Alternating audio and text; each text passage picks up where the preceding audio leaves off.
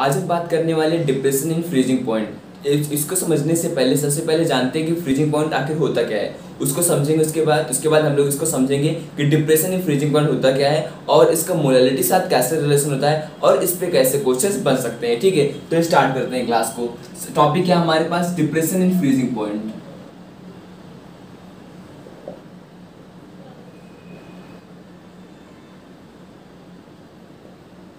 आप लोग को पता होगा वन ऑफ द एक कॉलिगेटिव प्रॉपर्टी ये भी होती है। 4 कॉलिगेटिव प्रॉपर्टी पढ़ते हैं उसमें से, और जिसमें से हम लोग अगर सीक्वेंस में देखो 3rd नंबर पे हमारी पड़ती है डिप्रेशन इन फ्रीजिंग पॉइंट। इसके बारे में हम लोग स्टडी करने वाले हैं। पहली बात तो फ्रीजिंग पॉइंट होता क्या है। अच्छा, थोड़ा बहुत आइडिया सबको होगा। इससे एक हम डायग्राम बनाते हैं। यहाँ पर मान लो हमारे पास ये सॉलिड फेस है और ये हमारे पास कैसा फेस है, लिक्विड फेस है।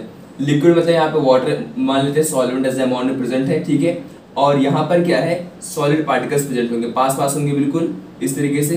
ठीक है,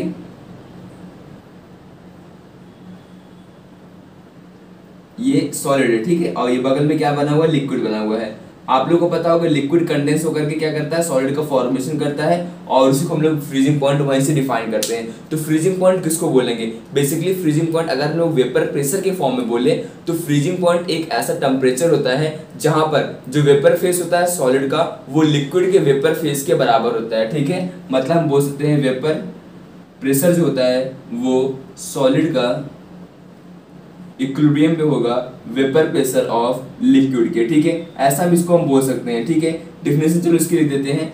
द टेम्परेचर एट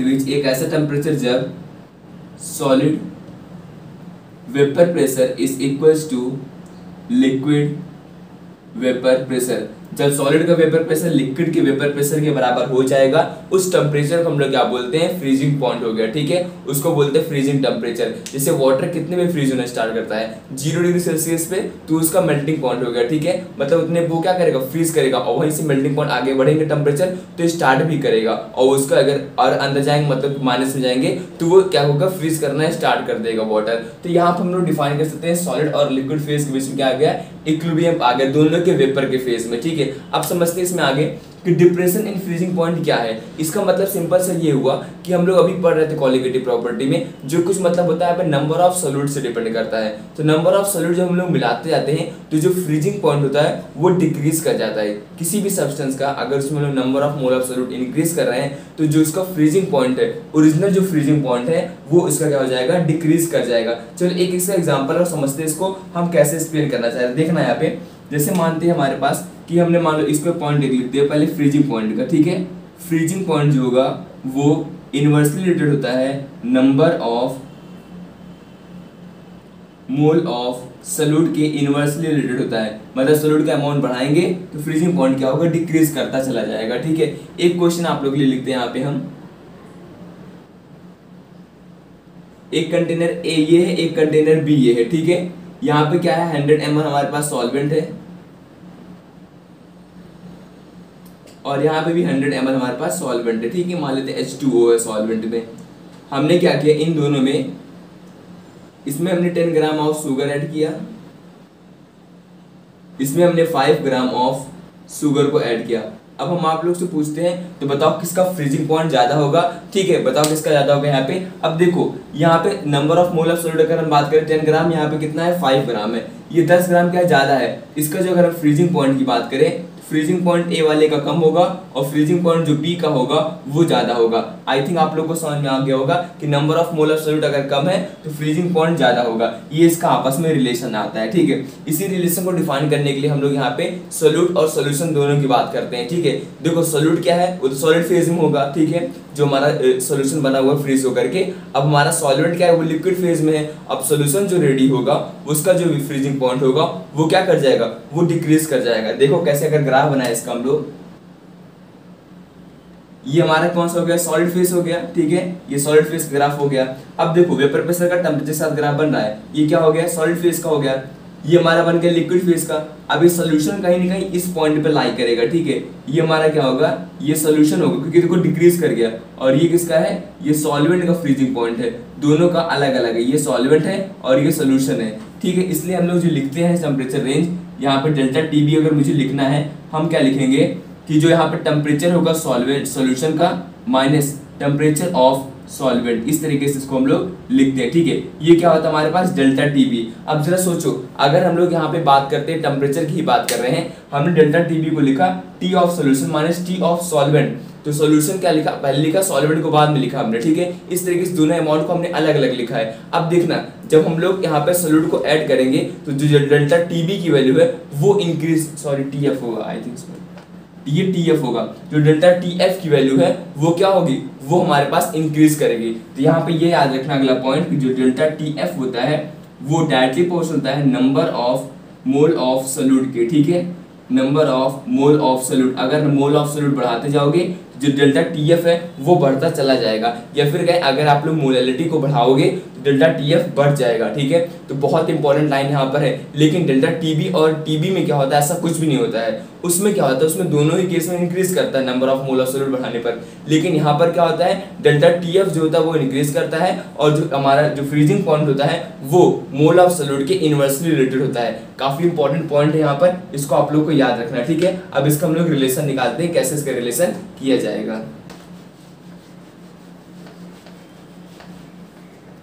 रिलेशन में सबसे पहले हम यहाँ पे लिखेंगे, हमने भी क्या बोला कि जो डेल्टा टीएफ होगा वो डायरेक्टली प्रोपोर्शनल होगा number of mole of solute के, तो हम लोग इसको एम लिख सकते हैं। ठीक है, जिसको हम क्या बोलते हैं, मोलैलिटी। ये सबको पता होगा मोलैलिटी।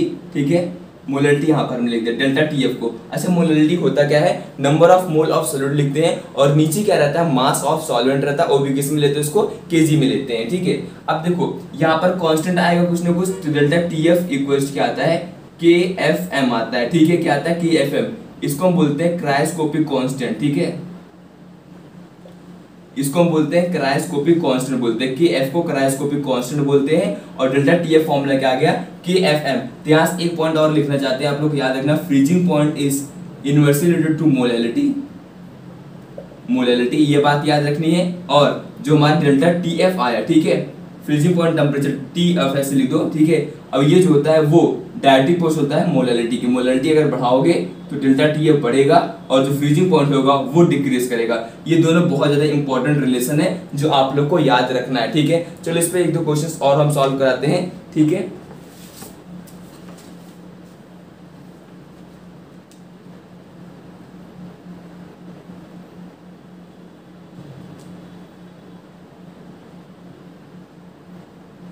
क्वेश्चन हमारे पास 100 ग्राम ऑफ, उसी टाइप का थोड़ा सा क्वेश्चन लेकिन हल्का सा अलग है, यूरिया सोल्यूशन है।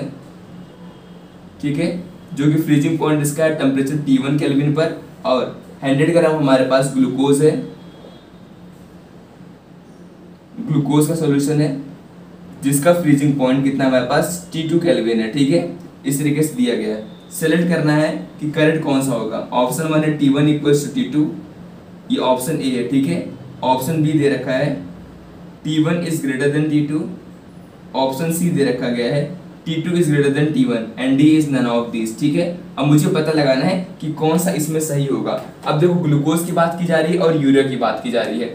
यहाँ पे देखो ये फ्रीजिंग पॉइंट दिया गया, फ्रीजिंग पॉइंट दिया गया, और मुझे पता है कि फ्रीजिंग पॉइंट का मोलैलिटी के साथ या फिर बोलो और मोल के साथ इनवर्स रिलेशन होता है। इसका मोलैलिटी के साथ या मोल के साथ डायरेक्ट रिलेशन होता है। तो मुझे इससे मतलब है सिर्फ और सिर्फ, तो मुझे ये निकालना पड़ेगा किसका मोल ज्यादा है। देखो, जिसका मोल ज्यादा रहेगा उसके लिए जो फ्रीजिंग पॉइंट वैल्यू की वो कम होगी। इस तरीके से हम लोग रिलेशन को निकाल सकते हैं। अब मोल निकालना सबको आता होगा, यूरिया है 100 ग्राम है, मॉलिक्यूलर मास कितना होता है, NH2CO NH2 होता है। यूरिया का फॉर्मूला क्या होता है, मॉलिक्यूलर फॉर्मूला NH2CO NH2 ये होता है। इसको आप लोग जब निकालोगे ना तो 60 आएगा, पर निकाल के देख लेना यही आएगा। ठीक है, तो अपॉन क्या हो जाएगा, 60 हो जाएगा। अब निकालते ग्लूकोज कितना, 100 ग्राम ये भी है। ग्लूकोज कितना होता है, ग्लूकोज होता है C6H12O6। इसको सॉल्व करो, सबको पता होगा 180 होता है। अब मुझे होता है किसकी वैल्यू कम, जिसकी वैल्यू कम उसका टेम्परेचर रेंज ज्यादा होगा। अब यहाँ पे देखो ये 100/60 है, ये 100/180, मतलब इसकी ग्लूकोज का जो फ्रीजिंग पॉइंट है T2 बोला गया ना, T2 जो होगा वो ज्यादा होगा T1 के कंपैरिजन में। क्यों हमने ऐसा बोला, क्योंकि जिसका मोल आएगा वो मोल कम होगा इसके कंपैरिजन में, क्योंकि 100/60 या 100/180 है। इसका मोल अगर कम हुआ इसका फ्रीजिंग पॉइंट जो होगा वो ज्यादा होगा इसके कंपैरिजन में। That's why option number C is correct, that is T2 is greater than T1। इस तरीके से हम लोग बोल सकते हैं और ऐसे क्वेश्चन बनाए जाते हैं जो कि आप लोग की कॉन्सेप्ट खिला देंगे। इसलिए पता होना चाहिए ये पॉइंट, फ्रीजिंग पॉइंट का मोल के साथ या मोलालिटी के साथ इनवर्स रिलेशन होता है, और डेल्टा TF जो होता है वो चेंज जो आता है सॉल्यूशन और सॉल्वेंट को माइनस करके, उसके साथ इसका डायरेक्ट रिलेशन होता है। ये दो पॉइंट बहुत ही ज्यादा इंपॉर्टेंट है इसको समझने के लिए, ठीक है। बस ये एक ही क्वेश्चन था हमारे लिए, इसके पहले हमने एक और क्वेश्चन कराया था। तो बस ये कुछ पॉइंट जो आप लोग को डिप्रेशन इन फ्रीजिंग पॉइंट के लिए याद रखना है। क्या करना है, याद रखना है। फिर से एक बार समझते हैं। फ्रीजिंग पॉइंट क्या होता है, जब सॉलिड फेज और लिक्विड फेज के बीच में इक्विलिब्रियम डेवलप हो जाता है वेपर प्रेशर के बीच में, उसको हम बोलते हैं फ्रीजिंग पॉइंट। फ्रीजिंग पॉइंट का मोल के साथ या मोलालिटी के साथ डायरेक्ट रिलेशन नहीं होता है, इनवर्स रिलेशन होता है। लेकिन अगर हम बात करें डेल्टा TF की या फिर क्या चेंज इन फ्रीजिंग पॉइंट की बात करें, उसका डायरेक्ट रिलेशन होता है। इसका हमने ग्राफ बता दिया, इस तरीके से ग्राफ बनता है। ये ग्राफ किसके किसके बीच में है, ये ग्राफ हमारा वेपर प्रेशर और टेम्परेचर के बीच का ग्राफ है, ठीक है। यहाँ पे आता सॉल्यूशन ही होता है solvent. What is this, this is the solid phase.